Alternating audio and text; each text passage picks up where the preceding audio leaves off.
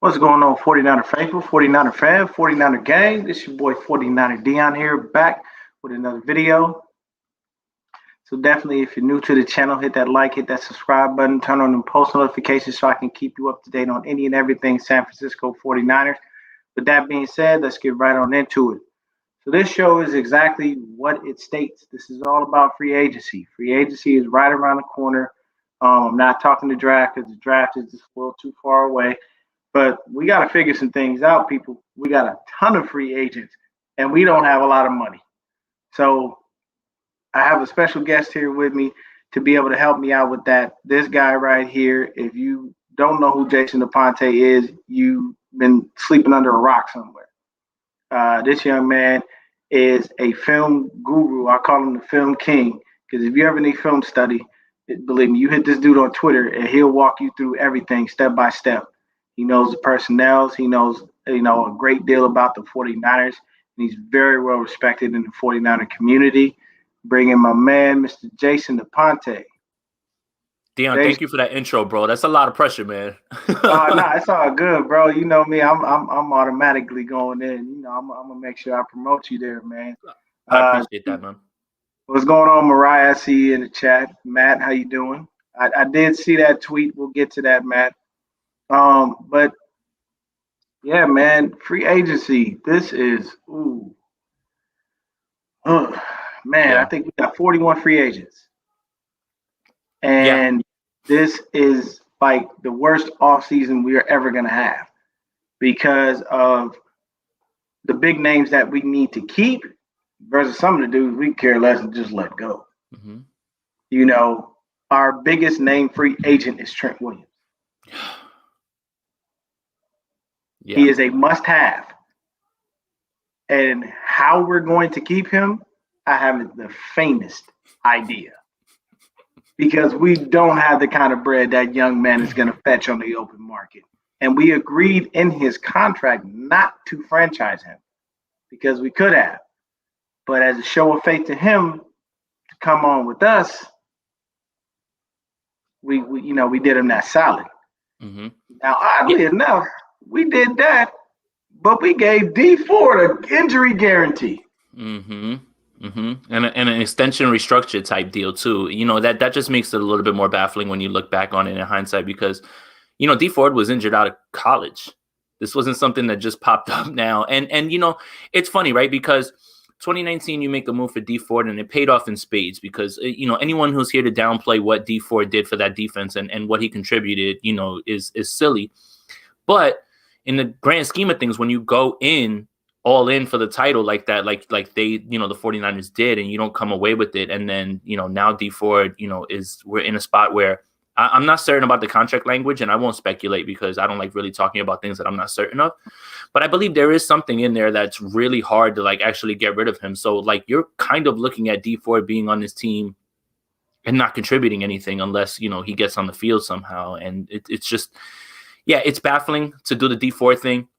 I understand what they were doing with the Trent thing. You realize you're losing Joe Staley. You send the third for Trent Williams. You make that deal 10 out of 10 times. You take the franchise tag away as a sign of good faith, as in, we're going to do you this solid. And then, you kind of figure that he'll do you a solid back. Well, while I don't like it because it's going to wind up hurting the 49ers, I am pro player. And if Trent Williams hits the open market, he's going to get a bag and he deserves it. Whether that's with the 49ers or something different. He's gonna get a serious bag because he's still a Pro Bowl left tackle. He's still an All-Pro, regardless of how we feel about that. So our line was a little bit of an issue. Oddly enough, PFF gave us a ridiculously wonderful rating, which didn't make any sense whatsoever. Yeah, I mean, actually a little. So I come to you because I need to know what they were watching versus what I was watching. I definitely didn't see a line that deserved to be. I think we were top 5, top 10. Yeah, so this is the thing with PFF, right? I got to appeal behind the curtain because I did a little data collection for them for a little while, meaning, they send you game film and then you line up each player in their spot and you tag them and then you send that to PFF and then they have a whole different grading scale, meaning they have graders and they have data collectors. So I was a data collector for a little while, but I got to peer into their process as how they do grading, right? So they watch, They watch the film. Let's say I'm a grader. I watch the film. Every single play that I can grade somebody is on a -2 to 2 scale. That's how it is in football locker rooms also, by the way. Not the same way, but when guys come back after Sunday, like, they have Monday off and they come back Tuesday, you get your sheet and you get your grade from your coaches about -1 on this play, -2, 2 on this play, those type of things. Here's the problem with PFF. They have plenty of things that are very good and great ways of evaluating, right? They're not end all be all, but the grading system is the one that I kind of have the most issue with, is because it's subjective. So what I see, maybe I gave him on a play a 0. Somebody gives him a -2. Someone gives him a 2. So everybody, what they do is once you're done, you send that grade to PFF's board, which is full of scouts, coaches, some former players and things like that. And they aggregate that score. That's my issue with the grading system. The grading system is a great way to, as one point of data, just like how, when we talk, Dion, and I always tell you about stats and film, stats have to line up with film. It can't be just film and it can't just be stats. And that's the thing with PFF. PFF isn't the end all be all. It is just a point for you to look at and use for whatever. Like, the joke on Twitter is, I don't agree with PFF unless their numbers back up my narrative. And that's a really funny joke, right? So, but that's the thing. It's subjective. So that's why when people cite grades, like, to me right off the bat, like, I'm just like, yeah, well, you got to kind of take a little bit out of it with a grain of salt. So yeah, you're absolutely right. Having said all that, I don't think the offensive line was nearly as bad as everybody projected, because the quarterbacks weren't getting the ball out on time, especially to wide, so some of it has to do with, clearly, Mike McGlinchey had his struggles. They just seem to happen at the worst time. And also, let's just be frank, Mike McGlinchey wasn't brought here for his pass pro. He was brought here for his run blocking. He was brought here for his run.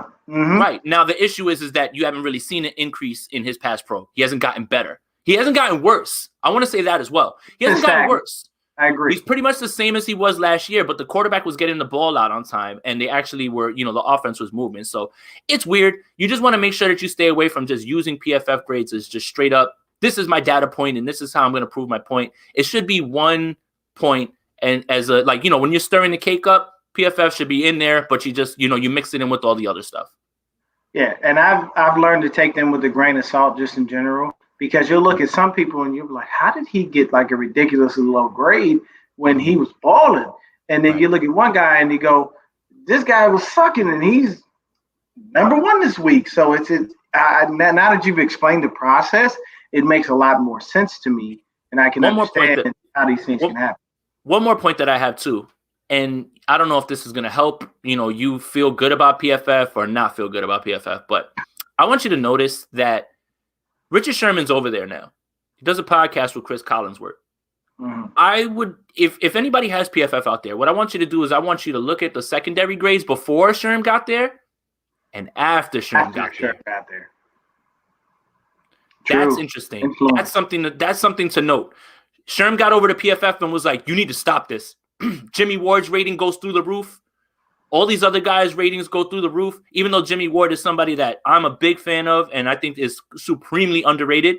But it's just weird, the politics game of Sherm gets over there, all of a sudden everybody's grades go up. Kind of sneaky. Yeah, it was definitely that. But so I did see something that was encouraging. So I saw a couple of tweets here that state that Juice has had a couple of talks with us. Now, the thing about Juice is like the last of the Mohicans, because people just don't use fullbacks like they used to. Fullbacks used to be, you remember Mike Allstott? Yep. Mike Allstott was used as a fullback and a running back. Tom Rathman. John Rathman, Moose. Yep. Like the list goes on. Lorenzo Neal, all these guys. Fullbacks were an essential part of the running game, for a very long time, and now they're just being almost all but phased out. But with the way that Shanahan's systems run, Juice is a necessary piece.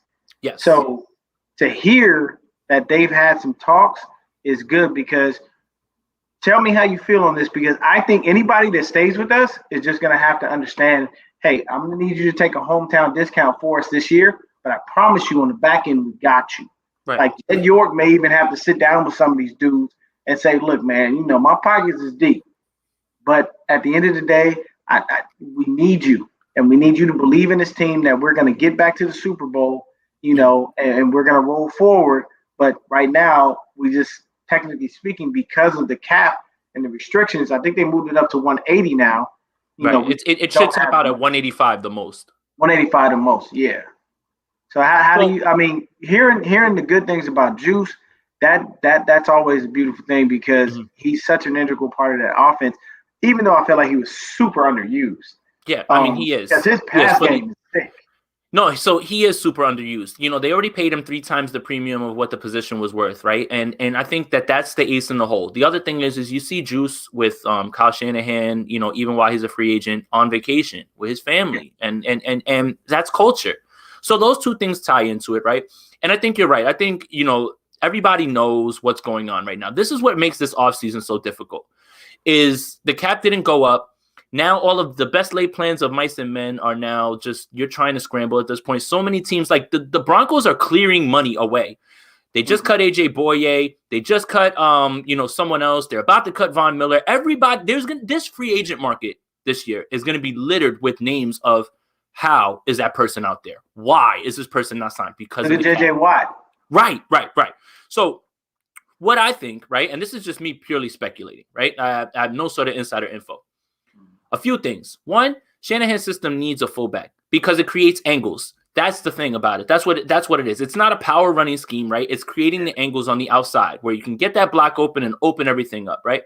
So that's one thing. Two, like you said, why Juice was underutilized because I believe a former tight end should be split out wide more, and you should be trying to get him the ball aside from those leaks that Kyle draws up from out of the backfield that what happened to Minka Fitzpatrick the year before. Exactly. So I agree. On the field, come on now, Minka. That was a posterized moment. That young man will remember that for the rest of his life. For sure.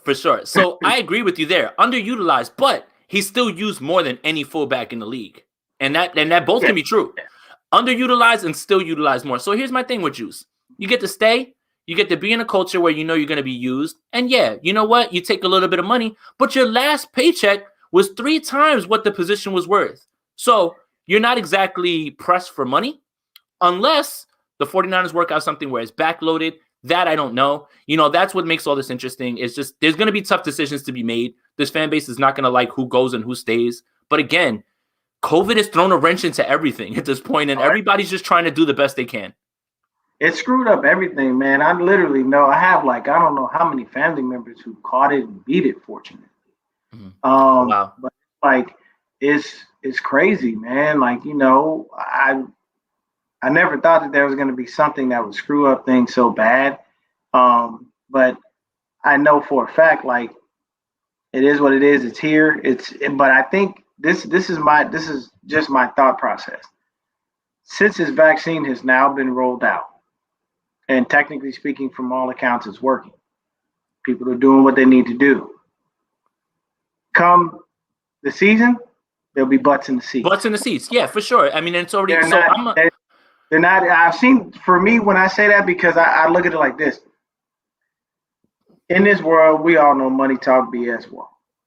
And at the end of the day, the hit those owners took, they didn't have nobody in the stadium. Even the little 6,000 people, that's still not enough money. You got people that work all kinds of places. So these owners probably went in and said, look, y'all better figure this out. I don't care what we need to do, but we need to be able to have the stadiums at a bare minimum at half capacity. Yeah. We've got to start making money again in revenue, because you can't keep cutting dudes and just saying, all right, well, you got to go because I don't have the bread, and then turn around and go, well, hey, come back. No, the money's here now. It's like, nah, man, you let me go when y'all said y'all. That's the thing too, right? That's why I'm always so pro player too. And it's just, here's what's funny. I think that's a little bit overstated, the loss they took, because those owners are rich. Oh, yeah. Even if they took a small hit, all those advertisements you see over the seats. Yeah, you getting paid for that. Yeah. So they took a hit, but it's not like they were just making zero. But I agree with you wholeheartedly, where I believe that, when it's time for the season to roll around, you'll see people in seats. So I'm a Yankee season ticket holder. Please don't kill me, guys. I'm from New Jersey. I'm a Yankee fan. So, but wow, I've already got, huh? How Jersey and you're Yankee? I'm a Jersey. Yeah, exactly. Imagine that. I I'm a California kid by just in general, and like I love the Dodgers, but I also love the Braves. Mm. So people look at me like I'm crazy. Like, how did you get into the Braves? And I'm like, well, in '95 when they won that World Series with David They were Justice, on TV all the time too. they were on TV all the time. So I just became a fan. Yeah. You know, I mean, I don't really care for David Justice because I know he's an idiot. And we all know having him Halle Berry. Messing up on Halle Berry, yeah. You know, I mean, but then again, not gonna lie. But Neo, the singer Neo, said something very, very smart on the radio. He said, "You show me the baddest woman in the world, and I'll show you how he's tired of sleeping with her." Yeah, I mean, because we don't know how these people really act. We don't know what real situation is going. We just I agree. Damn, she's fine. Why would you do that? And the next thing you know, you're like, she could be crazy, bro. You don't know. She might have 100%. That may be a thing.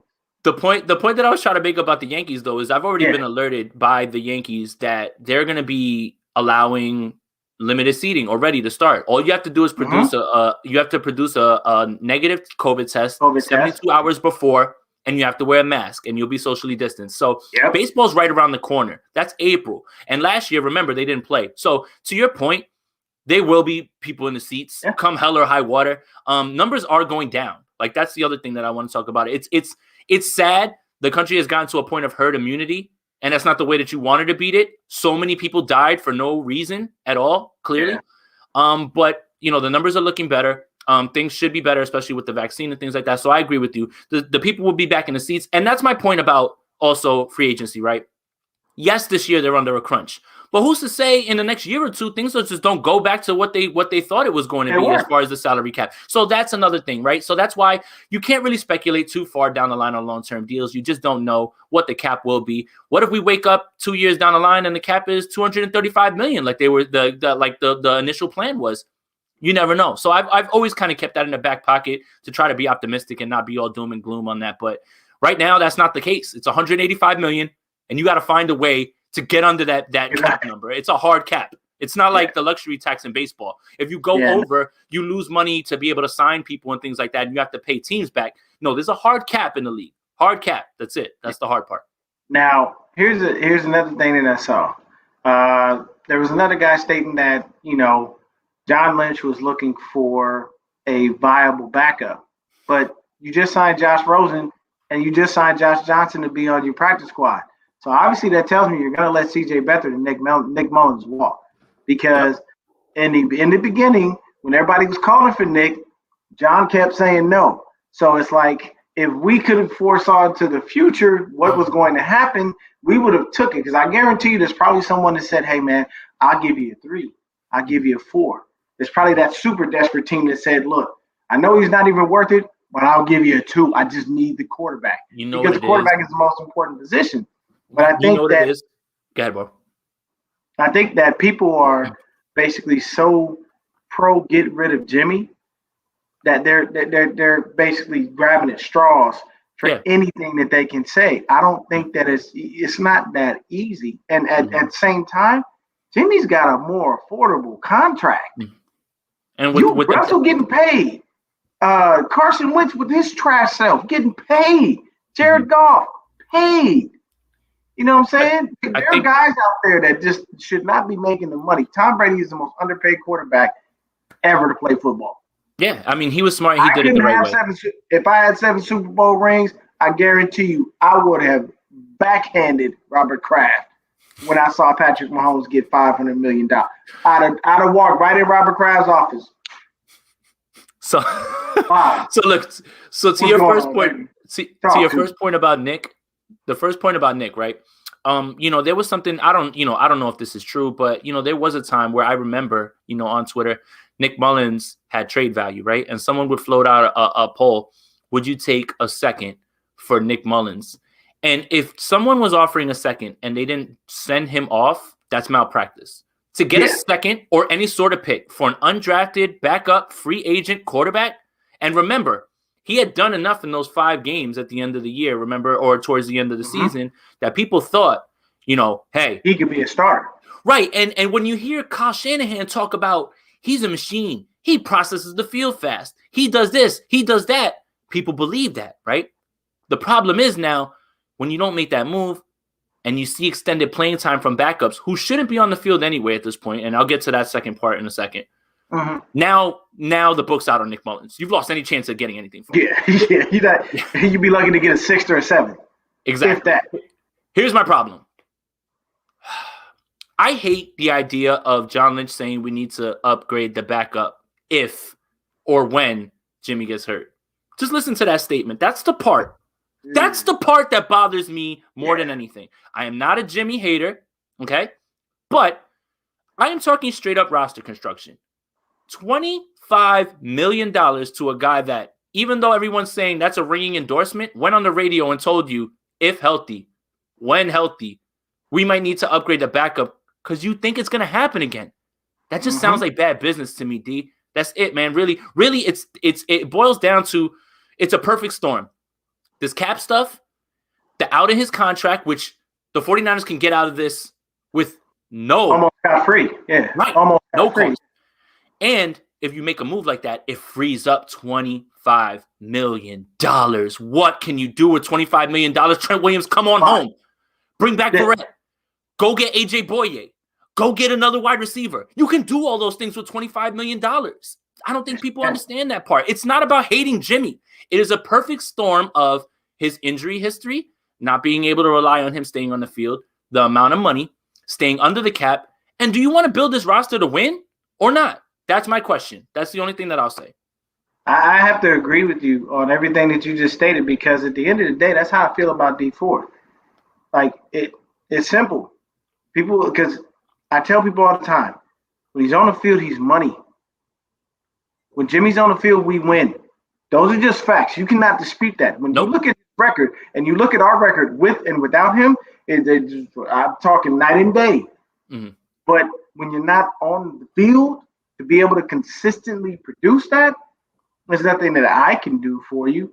And the other thing is going back to our line, because the free agents, look at Weston Richburg. He's just not. I think he's gone. I think he's gone. Like that's done. Yeah, I hope he can. I hope we didn't give him an injury clause too, because to be honest with you, I think that we can do fine with Ben Garland and Hronis Grasu. I think those two are perfectly fine. I think if you give them a nice little bit of change and you keep both of them, you have a viable backup and you have a viable starter. I don't see an issue with Ben Garland and Hronis Grasu. Those are two free agents that we should definitely re-sign, and we should go ahead and if you get rid of I've done the math. If we get rid of Richburg and we get rid of just D Ford, just those two contracts alone, that'll give us more than enough money to start getting some of these little guys, the little small pieces that we need. So I love that you brought up Ben Garland because I feel like he's lost in the shuffle and nobody remembers because when he stepped in for Richburg, sure, it's not the same as Richburg because what Richburg understands is the protections and calling those things out. Yeah. He's very good at that. And we saw when that goes, then your line goes because, early in the season, so many of what was happening with the line was just miscommunication, just straight up miscommunication. And that's it. Right. So look, here's something that I'll float out to you. You get that money off of, Richburg and Jimmy. It's more complicated with D Ford as we talked about because they did that extension. They had their chance if they wanted to, and they would have rolled it, and they could have cleared him and Richburg at this point already, right? But if you are able to clear this money, you bring Trent back. You can bring in Alex Mack, who will not take a lot of money and has already stated that he wants to be here with Kyle Shanahan and already said that he wants to play with him, and he's plug and play. That's what Alex Mack is. And then Ben Garland as your backup. I don't see what's wrong with that. I have no reason to be upset with that because when I was looking at these free agents, that was one of the things that I was saying, like, okay, if there are certain moves that need to be made, then yes, we can make them. When I saw that Alex Mack said he wanted to come here, so I'm thinking to myself, if somehow, some way, God grants us the grace to be able to bring back Trent Williams, we can have Trent Williams, Laken Tomlinson, Alex Mack. We can put Daniel Brunskill back at right guard where he needs to be. And let him get his reps. Let him get his reps so he can mesh with the line and keep McGlinchey. Because the thing is if we don't have Trent, we're stuck with Justin School, a left tackle. And we are now. He played admirably when he did. But let me tell you something. When you get pulled and Brunskill comes in and takes your spot because you can't handle elite pass rushers, then that means your job is in jeopardy on a consistent basis because Myles Garrett was eating him alive. So, and I get it. Myles Garrett is an elite pass rusher. Is a stud, and yes. It's really hard. But when that happens, that doesn't mean that tells me I can't depend on you for a whole the season. Packers game was the worst. The Packers games were the worst for him. Like he was just getting Darius destroyed. and Preston were eating that man alive. Yeah. Just killing the poor guy. So here's the thing, like with Trent, right? Like, you sent that third, you lose that pick, right? And you think that Trent's going to be here forever, right? And usually, like what happened with Emmanuel Sanders, we sent a pick, but when Emmanuel Sanders leaves, you get a pick back. The problem is Trent has 10 years of accrued seasons. Mm-hmm. He leaves and you get nothing. Yeah. And that's really, really what makes this more painful. You really thought that you were turning from cornerstone tackle, Joe Staley, absolute GOAT, and just plug and play Trent Williams for the rest of his tenure. Now, that's in jeopardy. And that is scary. And what I will say about this front office, and you know me with Coach, only Shans, all that. What I will say this, when they make plans, they usually don't work. The Kirk Cousins waiting thing. No, they don't. Like the waiting on this guy, the waiting on this guy, This is what scares me. And that's why I've been such a proponent of you need to change it up and you need to like move up in this draft and draft a guy at this point. I'm sorry. It may not be comfortable for you, but sometimes to do the right thing, you got to get uncomfortable. I'm just sometimes what this front office does that really is like frustrating for me is bang their head on the wall, do the same thing over and over and expect different results. That's the definition of insanity. And that's really what I'm afraid of. I really look again. I don't want another pass rusher in the first round. I do not. No, do not give me another damn defensive tackle. I don't want a defensive. I don't want anything to do with the line. You know what you can do with the line? Since free agency is coming up, there's a young man, and I'm gonna keep saying this until it happens. I pray to God that I speak this into existence. There is a young man that was here. There's a young man that was touted the next Lawrence freaking You Taylor. Talking about Aldon Smith? Do not get that kind of love. Do you understand? You know how hard it is for you to get touted the next LT? I'm not talking about what he did on the streets and outside and everything. Talking about Aldon Smith, I'm talking about what he did on the field. That man was a bona fide dog. So I'll drop this little nugget for you, right? I would love to have Aldon come home. Are you serious? I'll drop this little nugget for you because 49ers Gold Mine, where I write for, Hugh Tomasello wrote an article on the same exact thing, right?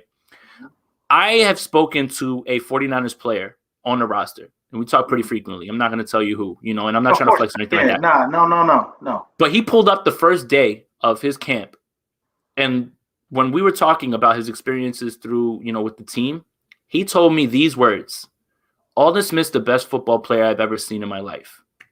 I've never played with anybody better than him. He dominated Joe Staley. He dominated everybody that went against him. He is an absolute. He was like, this man was he's hands down the best. And I had to double take because I was just like, when you start to think about the people that he's crossed paths with, it's like, really, man, like him? Wow, And I mean, it shouldn't be that much of a shock, but that's high praise. That's very high praise. That's my thing. Like when you look at him and his body of work, just his first couple of years in the league, he was terrorizing offensive lines, no matter where you put him. And Aldon was one of those dudes, you could make sure he's a put his hand in the dirt kind of guy, or you could randomly stand him up at outside linebacker, and he'll just kill you from there too. Because you got to, like, when that 3-4 was running, when we had Fangio, oh my God, like that was just, it was crazy. But to me, some of these other free agents, they're leaving, and we know they're leaving. Like Richard Sherman. We know he's gone. Yeah. Sherman going to go somewhere. They're going to pay him for a couple years. He's going to move on with his life. Good and I understand that. I appreciate Sherman for what he did. Go get your bread elsewhere where you can. Play to your, Hall to of your Famer, and no one will ever take that away from you. Famer. Even when Sherman was playing for the Seahawks, I had respect for him. You knew that, yeah. I was on his side. Yeah, because I was on his side with the Darrelle Revis beef. Because to me, I looked at what I did was I took it purely a situation of numbers. He shitted on Darrelle Revis his first couple of years. If you look at Darrelle Revis' numbers when he first came into the league versus Richard Sherman's numbers when he first, he killed Darrelle Revis. Hands down, murdered him. Because Revis' thing was he was a lockdown corner from a coverage standpoint. But he wasn't that, like, I like a dude that picks the ball. Mhm. Like, it drives me insane that Paul Krause's interception record has still not been broken.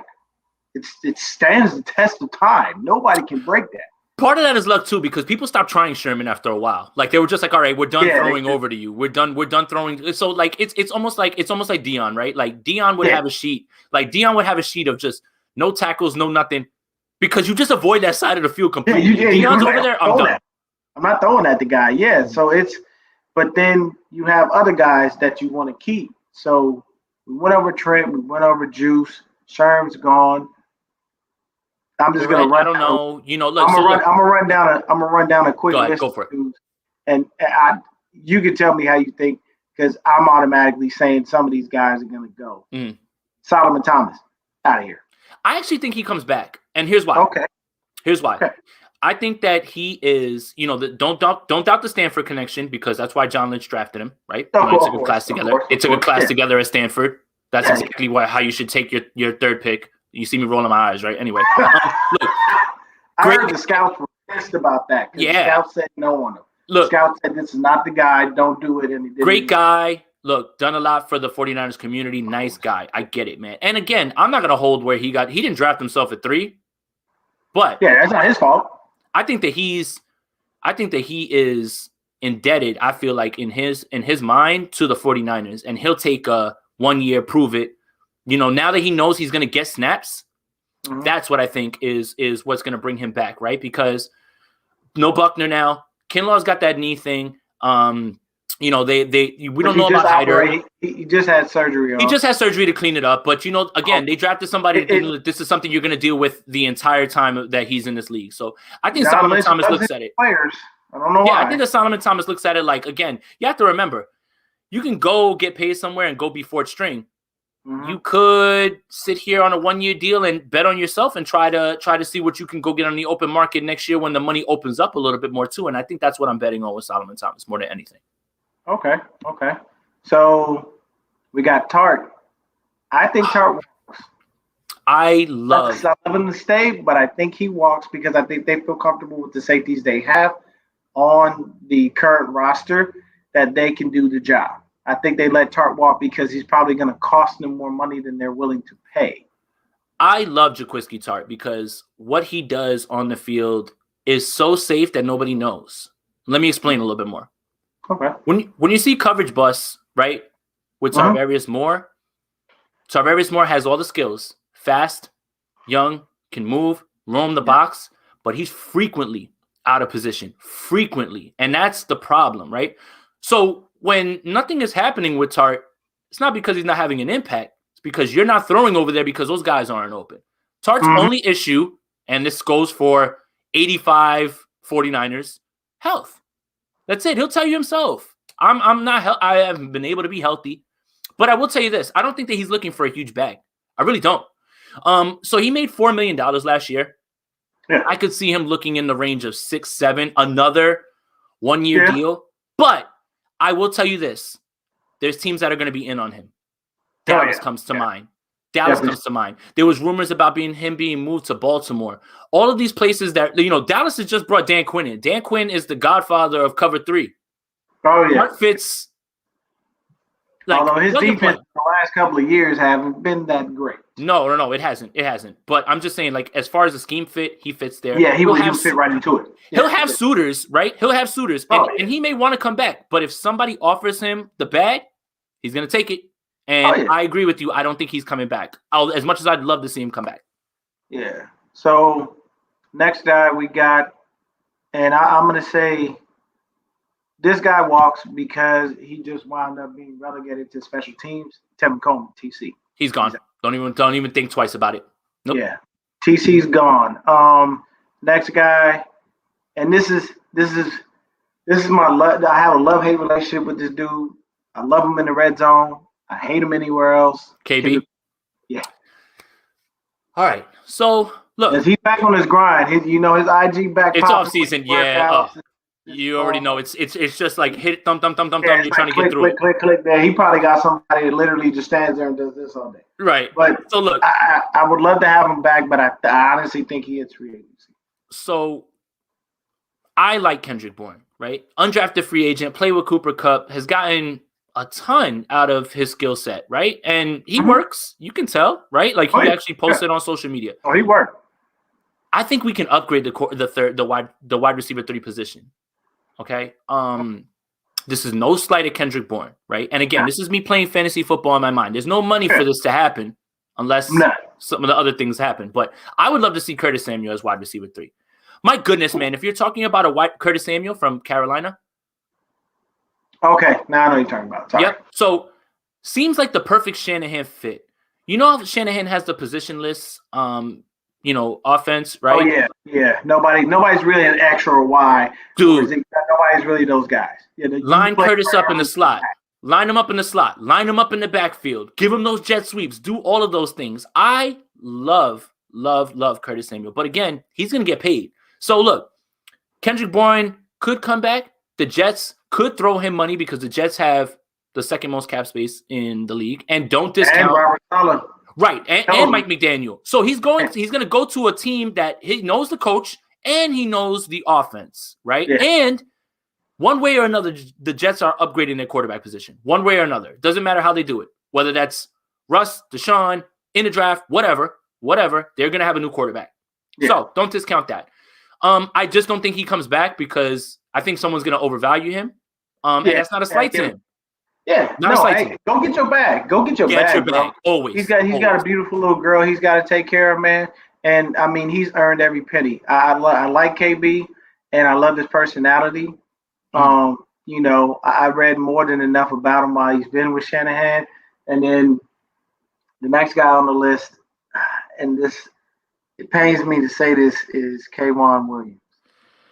So, again, 49ers goal line. Marco Martinez wrote a great article about the secondary, right? And he pretty much said Richard Sherman's gone. Jason Verrett, he can deal with that loss a little bit better just because we don't know whether last year was the outlier for Verrett in terms of health. Because he's never healthy. Right. Okay. So while I've written an article being on board with bringing back Jason Verrett because I've made no bones about it, I've made him the second priority behind Trent. And this was months ago. When healthy, he's a top 3 DB in the league, period. So K'Waun is indispensable, I think, right? Yeah. So this was one of the first signings by Lynch and Kyle, and it flew under the radar. Nobody was saying anything about it, right? But good nickel corners don't grow on trees. Yes, Jamar Taylor was great in his time. Great, right? But again, I think a little bit of credit goes to Robert Saleh because of how flexible he was when his pass rushers were gone and how great he was last year. He was incredible. He won. He really played connect the dots with a bunch of people that he didn't really know. And you give all credit. That's how Saleh got that job. That's how the Jets hired him because there was no way in hell he was got the way the defense played, they shouldn't have. It's just honest. We're just being honest. But K'Waun, to me, I agree, is fully indispensable. I love that guy. And to me, he's the best nickel corner in the game.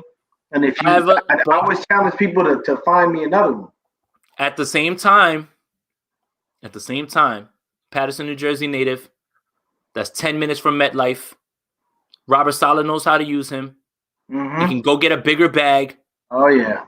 I'm scared. I'm scared. And my prediction is that he goes home to the Jets. Picture how easy it is to live 10 minutes from the stadium, get in your car, drive right there and just go. That's he's a Jersey boy. And and I think that the connections, the money, as much as people want to say, hey, why would you ever go to the Jets? The Jets have a lot going for them. Robert Saleh has made them a lot more attractive. They have a ton of cap space. They're going to overhaul this roster, and don't forget, it's New York, right? So I just think that K'Waun's going to eventually get more money from them because the 49ers are in this bind that they're in. And my prediction is that K'Waun goes to the Jets and he follows Saleh and those guys. Yeah. So I have to understand that I don't want that to happen. Trust me, I want K'Waun back. It makes sense. It makes sense. So the next guy I see here, and I'm gonna skip over dudes that don't even really matter because the next guy on the list, honestly, was Tom Compton, but he's gone. Get him out of here. Get him out of here. He's trash. So Ronald Blair. Mm-hmm. Now that one, I don't know. I say he comes back. Just based off the fact that he's got loyalty to us. Us the team being the ones that kept him. He had a crap situation last year. He basically pulled a Weston Richburg. He had one thing injured, and then he came back, and something else got hurt. And it's because when Ronald Blair's on the field, he's money I think he comes back for the small amount of time. But I think he comes back. I think he comes back for those reasons that you said, the loyalty thing, and the 49ers waited for him. Like it wasn't even like they were hurry up or we're gonna like they were waiting for him. So I feel like they value him in that building. Yeah, so I think he comes back. So I already said I would love to have Ben Garland come back. Kerry Hyder. So look, did he truthfully play himself into a bag at the 49ers? And that's what. So this is my argument with it. Yes, Kerry Hyder's best years have come with Chris Kosuric, who is still here. Yes, he was forced into duty, because of all the injuries. And yes, 8.5 sack guys, they don't just not make money. Right. Yeah. So I think Kerry Hyder's played himself into a bag, at least, depending on the team where it is, because we're talking about salary cap crunches and things like that. You just have to hope that his loyalty towards Chris Kosuric outweighs that. But I'm never going to bet against a player who probably will get more on the open market. And again, I am so pro player because these owners don't love you and this league don't love you back. Hey, at the end of the day, man, these owners are going to be rich whether you playing for them or not. You got to get rich while you can. I'll tell you this, guys. If y'all don't watch I Am Athlete, y'all need to subscribe. I Am Athlete does nothing but drop. I love Cam's last episode. That was incredible, man. I love when Cam was on just now. And did you see? Okay, I have to touch on this real quick. These kids today need to learn what respect is.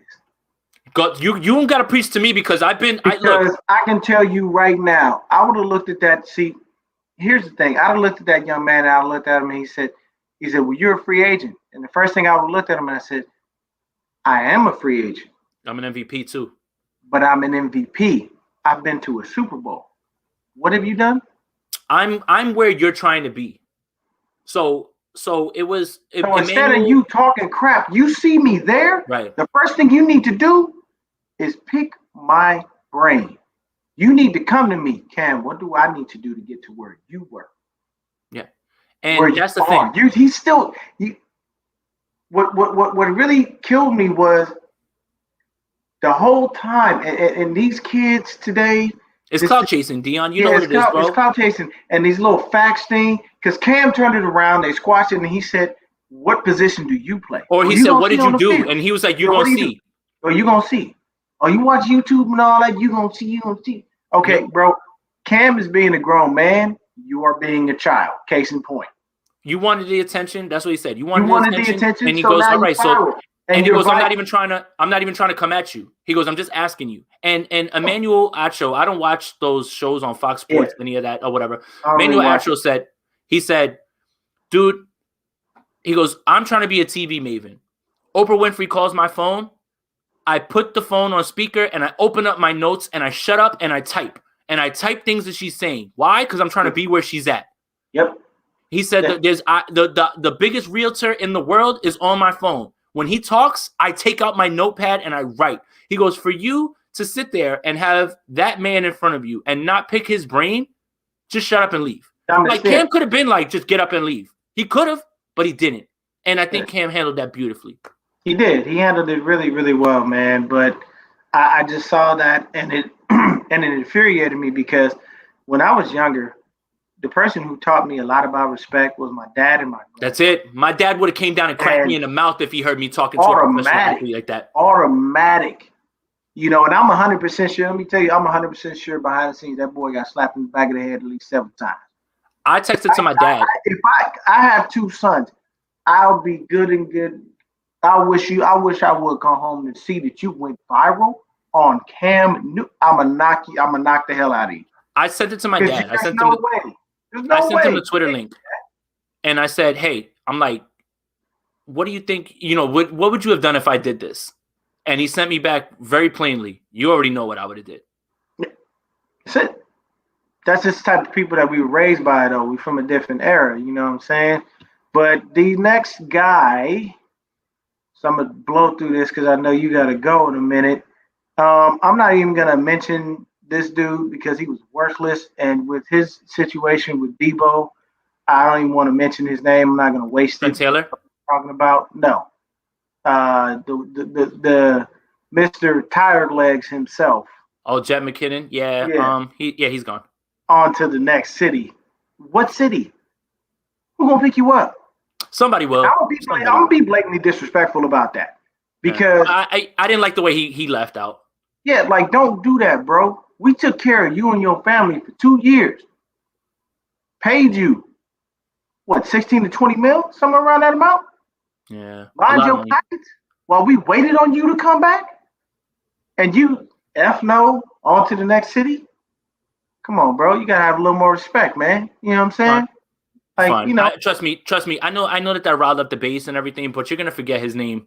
And I think I think that the thing that he's gonna stand out most for is the thing that I joke about the most on the timeline is that Wildcat snap against Seattle. Oh my God, I love that joke. I love it because it's so funny. I love Kyle. I love his play designs, but God, I still don't know what the hell he was thinking on that one. I haven't defended. On third down, you gotta have it, and your play was all right. Let's get into this Wildcat bag. Right. So the next guy. I think this guy goes, and it's Jordan Reed. I think he leaves, and the only reason that I say that he leaves is because he's gonna he's healthy, and there'll be somebody that'll come and offer him a little bit more than we can, and it's perfect. He flashed, man. Like, you know what's crazy, right? If he would have been youth, if we could have had, think about it like this. We never got Kittle and him. We never got them together. We never got them on the field together ever once. Oh. And that was my dream. If you could have ran a 2 tight end set with Jordan Reed and George Kittle, who do you cover? So look, here's the thing. The one game that they were actually available together, right? Jordan Reed was on that snap count in week 1, and then guess who gets hurt in week 1? George Kittle. And it's just like, and then it's so funny because we went into week 2, the Giants game, right? Yeah. And remember, that was Verrett's first game. And I remember tweeting this. I was like, I can't believe this is where the 49ers are at. Relying on Jerick McKinnon, Jason Verrett, and Jordan Reed to get you through injuries. Yes. That's where we were at one point last year. And all of those dudes are injury prone by every stretch of the imagination. We literally, man, I'm telling you what, I think somebody had put up basically a $40 logo with a wheelchair in it. And I was like, yeah, that's basically how we looked last season. It's just funny how it goes. So many people were injured that you're looking to the people who are often injured. You know what? I will say this. There's a better chance for Jordan to come back, actually. But it would have to be on a similar deal to what he got last year. Almost no guaranteed money, things like that, right? So there is a chance. But, again, I do suspect that somebody did watch what he did while he was on the field and say, "Oh yeah. All right, let's take a chance on that one-hand grab against the Saints." That's incredible. Yeah. The man. He was still getting open. He was frustrated with Nick Mullins. You could see that and things like that. He threw his arms up a bunch. He was still getting open. He was still eating people up. I think Jordan Reed is going to play his way somewhere, but I just hope that he comes back here for nothing, But it's just like, somebody offers you money, take it. Now I'll go to another free agent. And same thing with KB. I got a love-hate relationship with this dude. He's just on the other side of the ball, Akello Witherspoon. So he up here, I tell you this because remember Dre said this. He coined the term, and I know I look people out there don't take this offensive. It's just something that I heard. Mental midget, mental little person. Whatever you want to call it, whatever you want to feel. People out there to be politically correct. I don't care.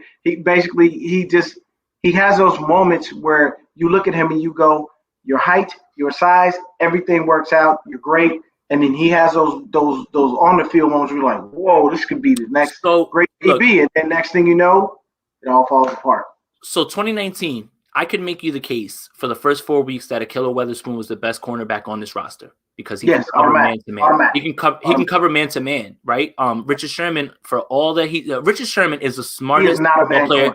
But he's not. And he's the smartest football player I've ever seen because he understands route concepts. He knows what he sees on film, and that's why he's still so good. And watch next year. We talk all this mess about him being, washed. He was super injured. That was his Achilles. Don't be surprised if he goes somewhere next year and we're at week 6, week 7 saying, man, there goes Sherm still playing. But back to Witherspoon. So those first 4 weeks, he's incredible. Then he gets injured, okay? And then when he comes back, the mental stuff starts to happen. And it happens quickly, right? So here's the thing. I always think back to the Week 17 Seattle game because that's the one that sticks out in my mind the most. In perfect position against Tyler Lockett, Russell Wilson makes a throw that nobody should have made. Why would you throw it there? And he's in position. He just doesn't turn his head, and the ball goes right over his shoulder into a touchdown to Lockett. Okay. Yeah. Fast forward to later in that game. He's covering DK Metcalf. Russell Wilson throws a ball where only DK Metcalf can get it, and he throws it up top. And again, now you get pulled, and now Mosley's in, right? Fast forward to the divisional game. Stephon Diggs scores that long touchdown, and that's it. You're pulled, and now it's Mosley, right?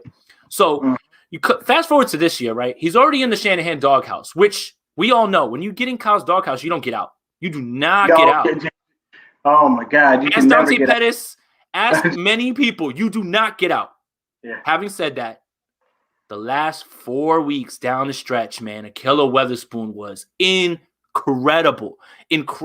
And it is exactly what you said. Mental stuff. When things start to go sideways is when he loses it. But what I will say is that maybe his mental has improved because he got out of Kyle's doghouse and he balled out the last 4 weeks. So do I see a scenario where he comes back and he plays with us? Sure.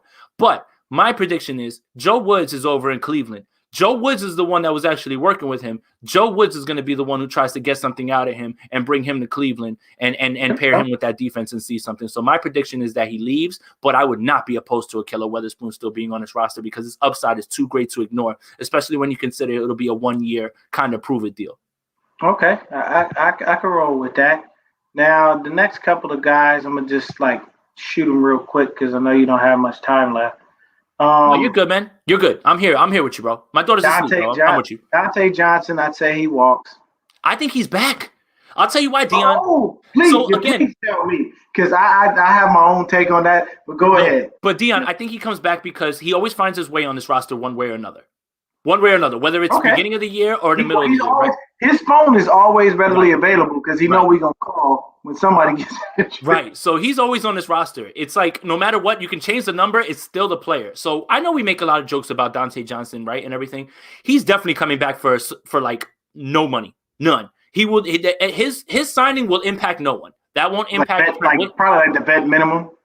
Easily. And it won't. And you know what? They could even probably, the way Parag writes these contracts is you have to play a certain amount of snaps to get this money. Bet on yourself. It's a gift and a curse. But in his case, he comes back for nothing, I think, and he just offers depth. That's it. Yeah. Okay. So kind of flashed about that. He played. Look. Not Dante. I'm gonna jump to another guy because I like that. Like Dante's one of those dudes. And he'll continually be a 49er. You're right. He be at home on the couch like this. And the phone rings, and he don't even have to look at the caller ID. He's just like, "What up, John? What up, John? John, hey, what's happening, bro? Yeah, all right, good. Okay, cool. All right. I'm back. Give me a second. No, he goes into his room and he looks at his wife and he's like, "I'm going back to play ball. I'll see you later." And then she goes, "Okay, honey." Like, that's exactly what happens. This is how this works. But I say this because Jordan Willis. So he had moments. He's coming back. He had moments. He's coming back to those moments that you talked about. Yeah, so, I feel like you can build and expound upon that because when I looked at Jordan Willis's college stats, he should have been like a first, second, third round guy. So he was a freak. Dropped in the draft for whatever reason. Especially with his numbers. Right, and didn't end up doing anything. But here's the problem, right? No, not the problem. This is let's just think about the way the 49ers build their rosters. And they build it both lines, right? Now you have to play money ball with your depth. So don't be surprised if you see Jordan Willis and Dion Jordan back. For nothing. For nothing. Just to have them as a body.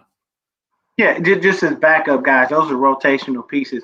Because what I to be honest with you, this was the guy I respect a lot is Steve Spagnuolo. Yeah. And here's why. He beat Tom Brady twice. Yeah. And now he beat Tom. And he beat Tom by rotating in starters on his D line. That Giants defense, those guys that were backups could have been starters elsewhere. And he kept getting the pressure. Don't want to open up a wound, but he low-key won the Super Bowl against the 49ers too in 2019 by switching things up.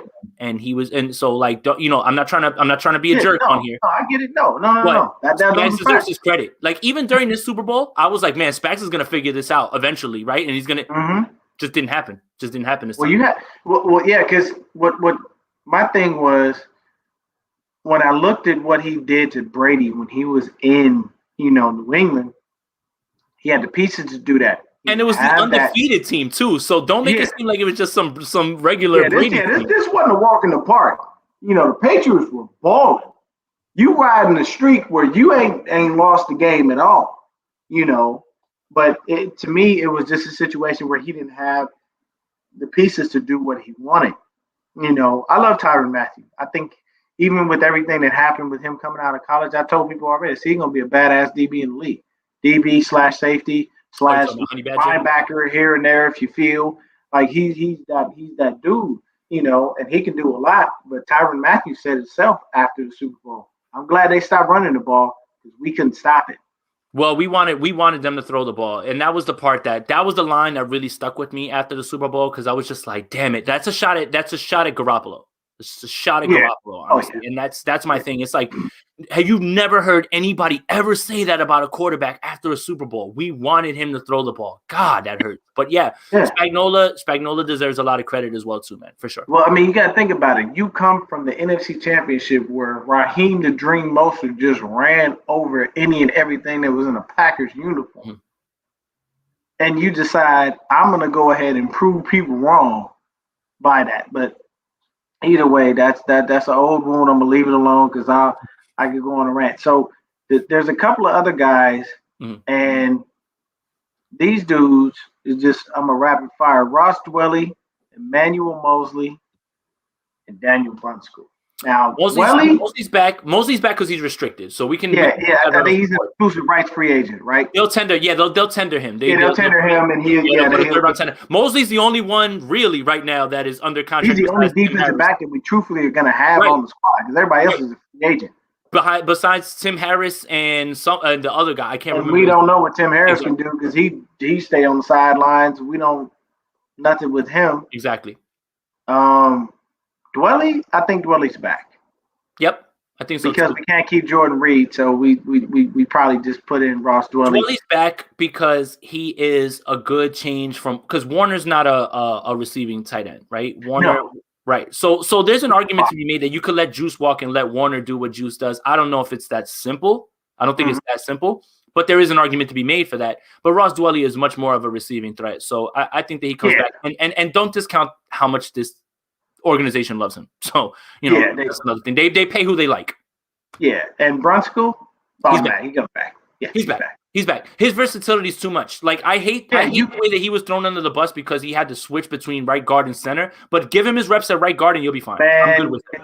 The man did his job. He's fine. He literally can play the whole offensive line. And when you have a dude like that, because that's the system with Kyle. Everybody on offense outside of the quarterback plays every position. Yeah. You move around. Outside of, I'd say, Trent Williams, because you're not moving. And McGlinchey, you can't move. You can't move Mike. Everybody else, our guards and our centers are interchangeable. They're going to move around. They're going to do whatever. So I say I'll give them that. And then, of course, Trent Taylor, gone.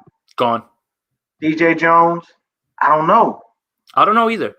I don't know. That's an enigma because I don't know if they'll really want him to come back or if they'll draft somebody. Like him around the league. People like him around the league. I think that someone's going to pay him. He's a good and he's a good character dude too. Like we had a lot of people there, but the rest of the free agents are dudes that we don't even need to mention because these guys are just they were on one of your like Ziggy Ansah. That was a waste. He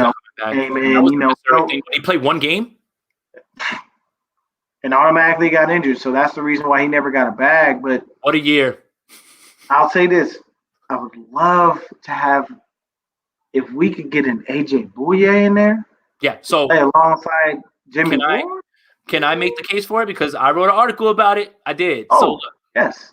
So I wrote an article, based on AJ Bouye because, again, you have to look at any and everything, right? And he can provide valuable depth at the cornerback position for this team, right? So 29 years old. I'm not going to bore you with how he was in Jacksonville because that player is not here anymore. Okay. It doesn't make any sense to talk about 2017 when that player is not here. So what I saw when I watched this film and I put all these clips into the actual article, right? I broke it down, good and bad. There's three things that really contributed to the narrative around AJ Bouye. One, he was injured a ton. He got injured in week 1 and he got injured again. 6-game PED suspension, which took away 4 games and will take away 2 next year, right? And some inconsistent play, some here and there, right? But also what I saw a guy who still technically sound.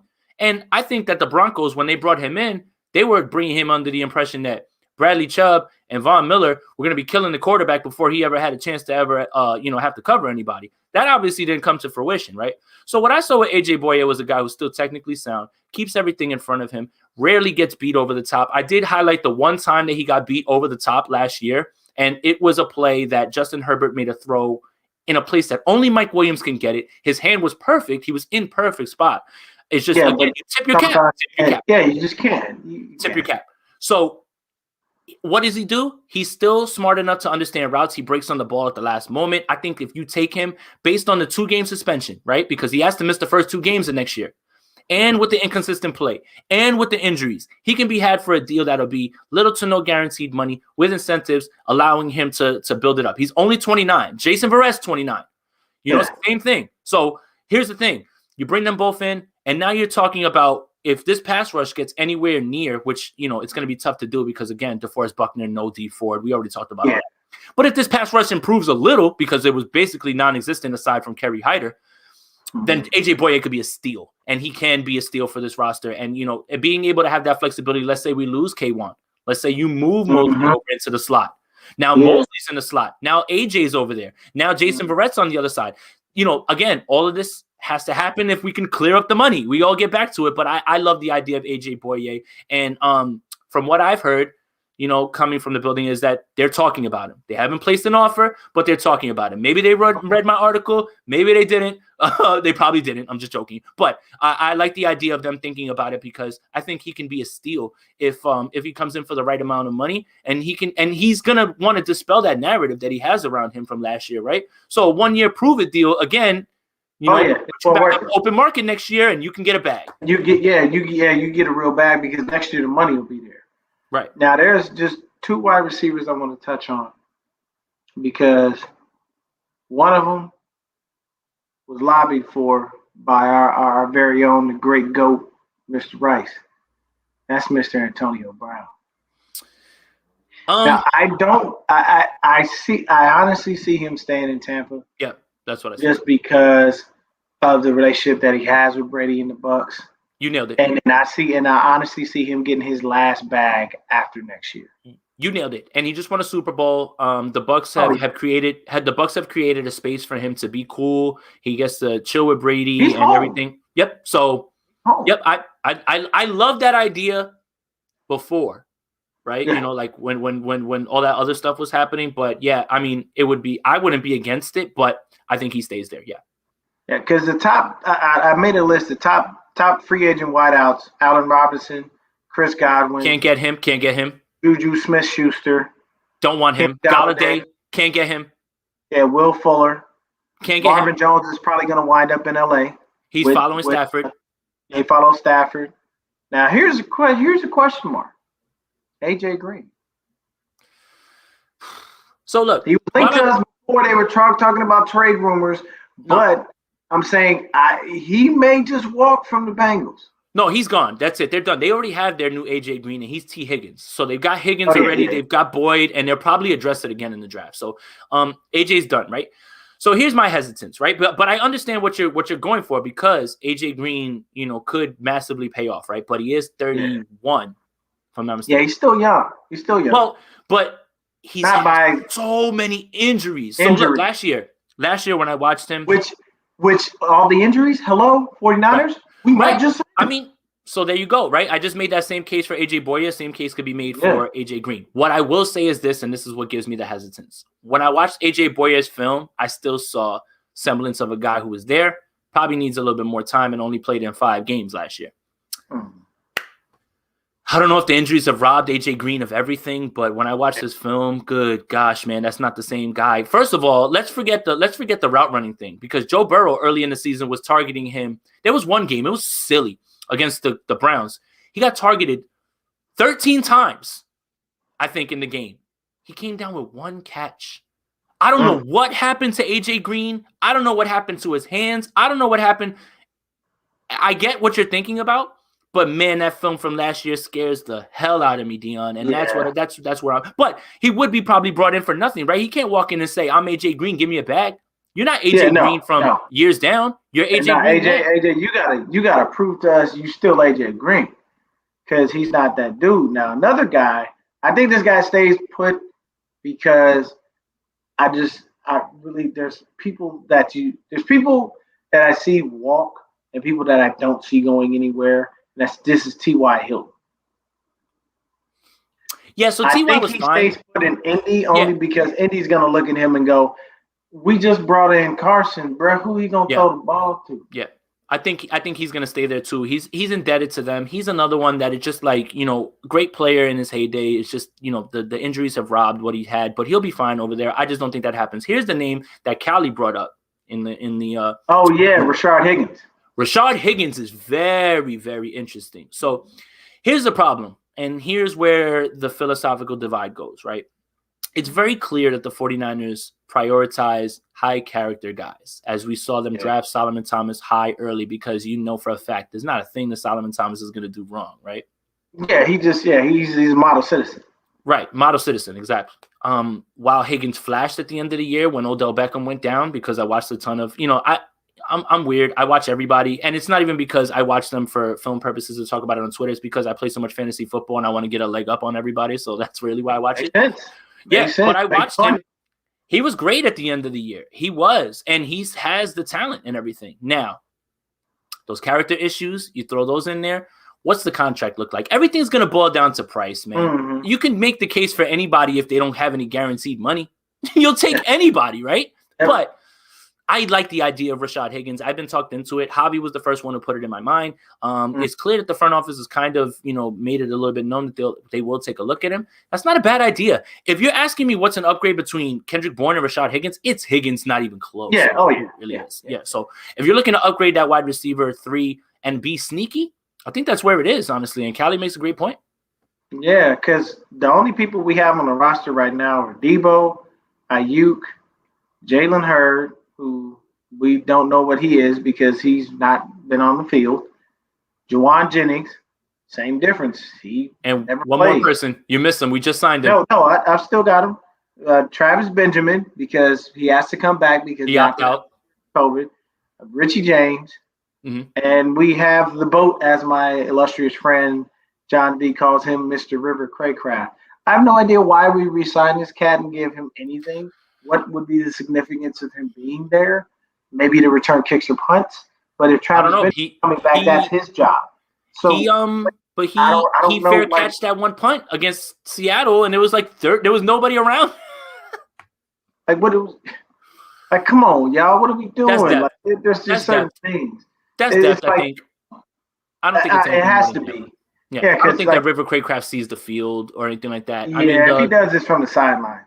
Right, and the one game that we can point to, the one that he had to play because the whole team was out with COVID, the Packers game, he found himself open. Kyle got him open, and then he dropped like the one pass that he could have made a nice play on. It was like Nick Mullen's best throw of the year, and it went incomplete. And it was all for naught.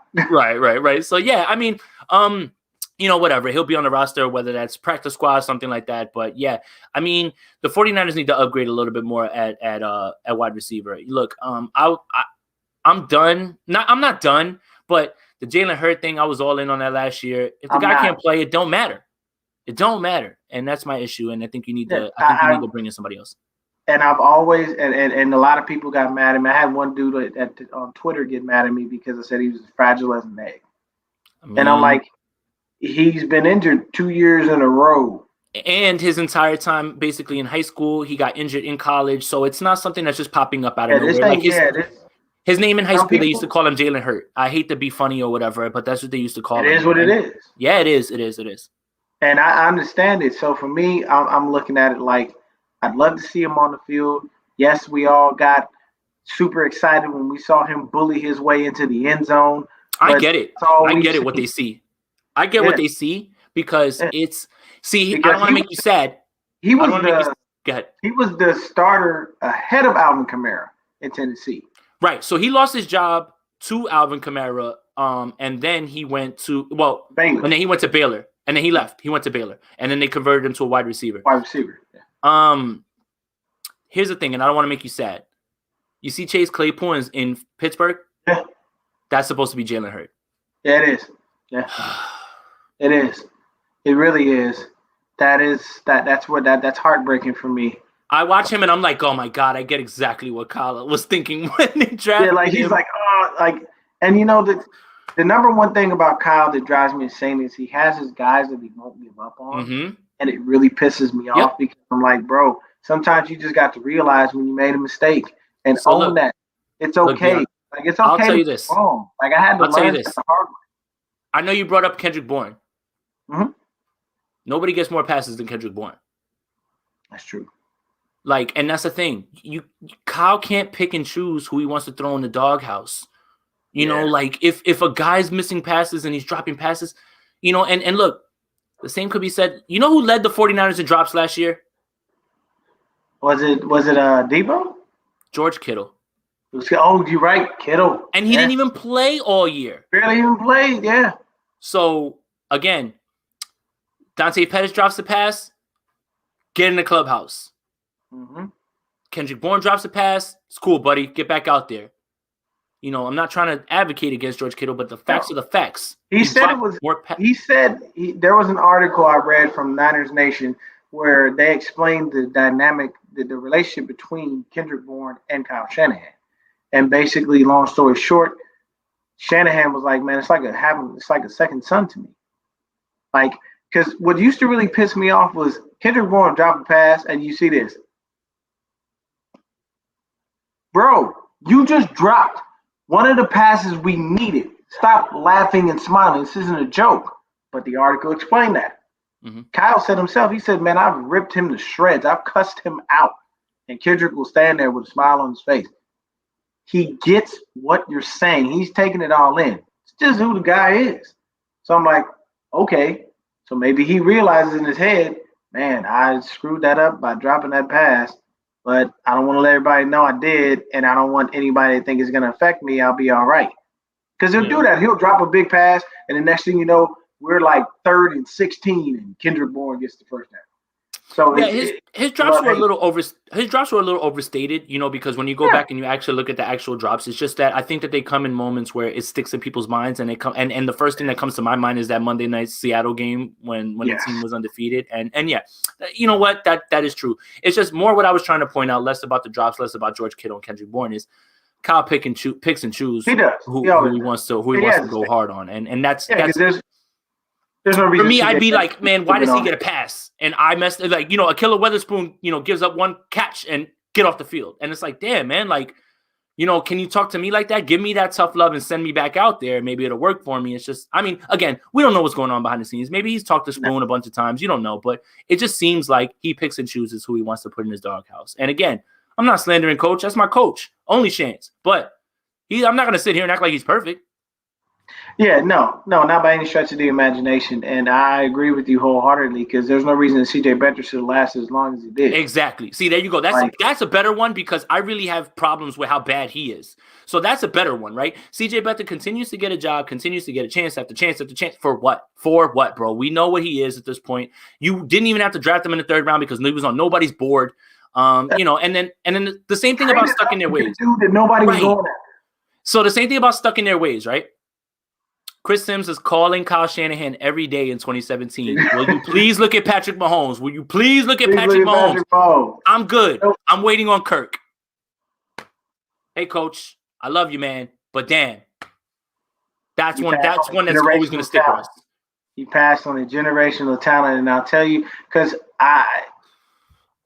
Mahomes, the reason that I knew Mahomes was going to be great was how quickly KC was ready to get rid of Alex Smith.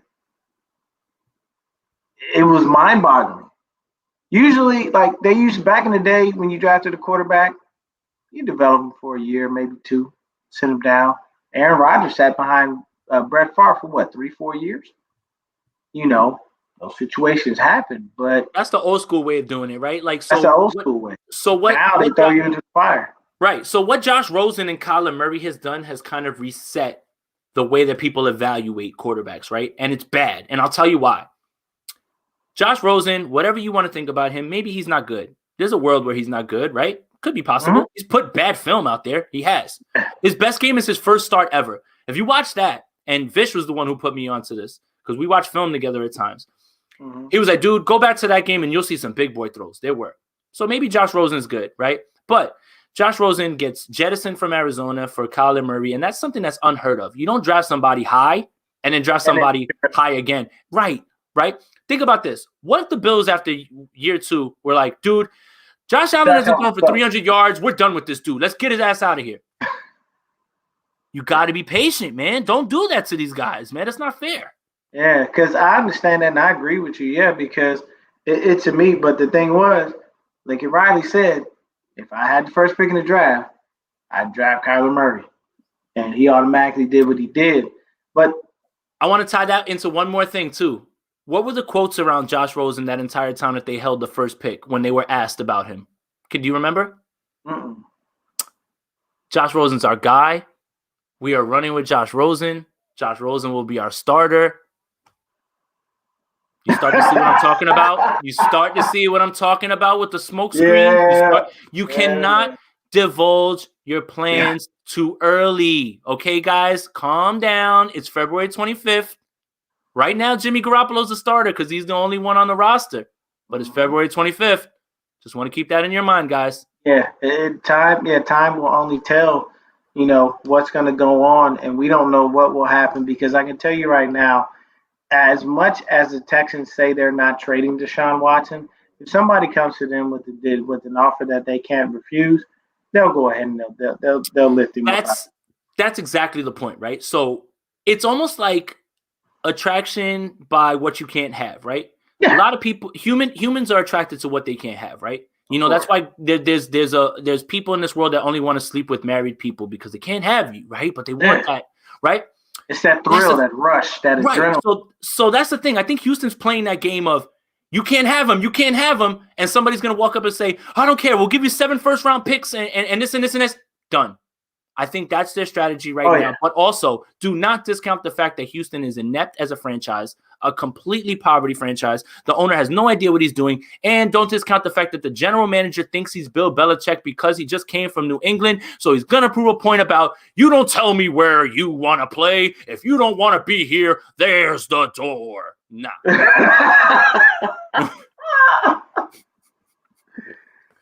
Ladies and gentlemen, Jason Aponte has just cleared that whole thing up. That is definitely the exact way Nick Caserio is thinking. He really is coming in there with that mindset. And I'll tell you right now, Deshaun Watson is sitting there going, man, I'm good. Y'all doing, man. I'm waiting. I'm posted. I got my bread, baby. Y'all gonna pay me regardless. They'll get to it. So the other thing that I want to say, and dude, I would talk with you all night about this, but I gotta go do it. This is a great conversation, but I will say this: the closer that it gets to draft day, I think that's when you're gonna start to see more motion because when people are starting to say, let's send 2024 picks. Well, for the people that don't know, you can't trade 2024 picks until draft day. You can't. That's not allowed. The rules don't allow that. So if you notice that there's not a lot of traction, it's a little quiet right now, it's because, one, Houston's not answering the phone at all for anybody, right? The report came out today that people are leaving voicemails. That's how much they're not getting through. But as you get closer to draft day, and again, someone's going to blow you away with the idea of Deshaun Watson, and I think we may eventually see him get moved, but I'm still going to stick to my prediction that I put, out on various platforms. I just don't think Houston's going to make any moves because they think they're smarter than they are. They're not. And again, the Casario thing, like it's really legitimate. Legitimately, everybody who's worked with Bill arm in arm thinks they're Bill. Matt Patricia tried it. He's not a coach anymore. Now he's back in New England, right? You're not Bill. You don't get that equity. Bill gets that equity because he's built it. You don't get that equity because you work with him. Yeah. Nope. But hey, man, I appreciate you coming on the show. Thank you so much for joining me. We're going to go ahead and end it there. Everybody in the chat, thank y'all for coming in. Everybody, we appreciate you guys watching. Mr. Jason Aponte, thank you for taking time out of your day to come. No, thank you, Dion. I appreciate it, man. I appreciate it. You know you're my guy for real. You can ask me anytime, man. I'm with you, bro. Yeah, and people, once again, if you don't know who Jason Aponte is, you must be sleeping under a rock. If you ever in your life need to know anything about film study, that young man right there, he's got it down packed. Hey, I just like talking ball, man. So if you guys, I have opinions and I'm still learning. So that's the best part. If anybody, I'm pretty accessible and I love interacting with people, just provided you're not disrespectful or anything like that. I'm good. Exactly. Yep. We got to keep the respect at all times. Thank you, Jason. Thank you, everybody, for watching. Y'all have a good evening, and we out.